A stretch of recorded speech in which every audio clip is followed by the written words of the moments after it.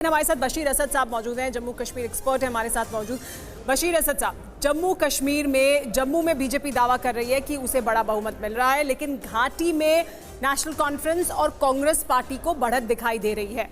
क्या वहां पर जो इंडिपेंडेंट्स हैं वो सिग्निफिकेंट नंबर में आएंगे या नेशनल कॉन्फ्रेंस और कांग्रेस पार्टी ही सबसे बड़ा दल होगा घाटी में? जहाँ तक निर्दलीय और अदर्स का ताल्लुक है, मुझे लग रहा है कि नॉर्थ कश्मीर के कुपवारा और बांडीपोरा डिस्ट्रिक्ट में 2-4 सीट्स पे शायद उनका कुछ इन्फ्लुएंस हो सकता है। सेंट्रल कश्मीर में 1 या 2 सीटें हैं, जैसे अल्ताफ बुखारी साहब की है छानापोरा, और एक और सीट के हवाले से बात की जा रही है।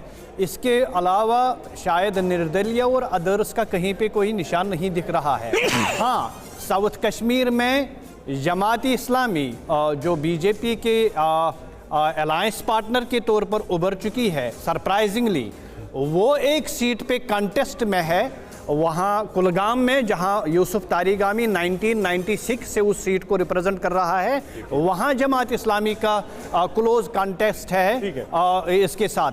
बाकी वहाँ पे साउथ कश्मीर में इस वक्त इंटरेस्टिंगली नेशनल कॉन्फ्रेंस का पलड़ा भारी है।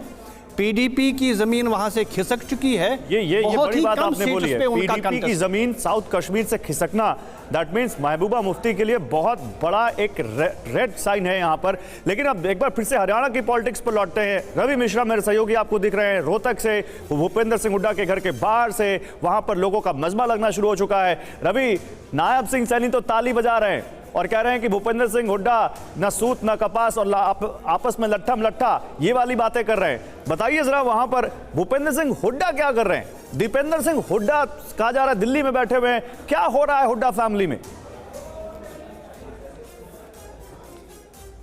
देखिए, हम भूपेंद्र सिंह हुड्डा के आवास पर ही हैं और बड़ी बात यह है कि जब नतीजे आ जाएंगे तो भूपेंद्र सिंह हुड्डा कहां जाएंगे, चंडीगढ़ जाएंगे या दिल्ली। लेकिन आपने जो कहा नायब सिंह सैनी के बयान पर, यहां पर बहुत सारे लोग मौजूद हैं, उनसे ही हम पूछ लेते हैं कि वो क्या सोचते हैं नायब सिंह सैनी के बयान पर। ताउस सैनी साहब जो हैं मुख्यमंत्री, वो कह रहे हैं कि कांग्रेस में तो अभी से ही मुख्यमंत्री के लिए लट्ठम लट्ठा शुरू हो गई, हर आदमी कह रहा हम ही सीएम बनेंगे। इनकी आदत है झूठ बोलने की, इनकी बीजेपी वाला ही झूठ बोलने की आदत है। पहले 400 पार कहे थे कि 75 पार कहे थे, आई इनकी 70 तो ऊपर सीट हुड्डा साहब क्या। ये जो चुनाव था चौधरी उदय भान की अध्यक्षता में लड़ा गया है, हुड्डा साहब के नेतृत्व में लड़ा गया है। हुड्डा साहब ने ये चुनाव लड़ा है, हर कार्यकर्ता ने चुनाव लड़ा है। 65+ सीटें आ रही हैं। ऐसा क्या हुआ है पिछले 10 साल में कि आपको लग रहा है कि अब कांग्रेस की हवा बन गई है? क्या बदल गया आ रही है? एक बात बताओ, कांग्रेस सरकार ने हर फील्ड पे पूरे हरियाणा को एक नज़र से देखा, पूरे हरियाणा में विकास करा, विकास में हरियाणा को पूरे देश में नंबर 1 पर लेके आए। लेकिन बीजेपी ने क्या करा?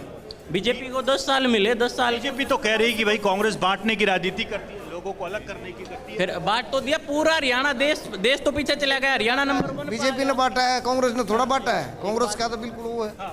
धर्म के नाम पे राजनीति, जाति के नाम पे राजनीति, ये कौन करता है? बीजेपी करती है। भाई को भाई से लड़ाने का काम करती है बीजेपी, बांटने की राजनीति बीजेपी करती है। कितनी सीटें आ जा रही हैं? प्रचंड बहुमत आ रहा है। कितनी आपको क्या? 70+ सीटें आ रही हैं। 70+ सीटें आ रही हैं और मुख्यमंत्री भूपेंद्र सिंह हुड्डा बनेंगे। आपको नहीं लगता कोई युवा बनना चाहिए मुख्यमंत्री? चौधरी भूपेंद्र सिंह हुड्डा मुख्यमंत्री बनेंगे हरियाणा के। चौधरी भूपेंद्र सिंह हुड्डा कांग्रेस।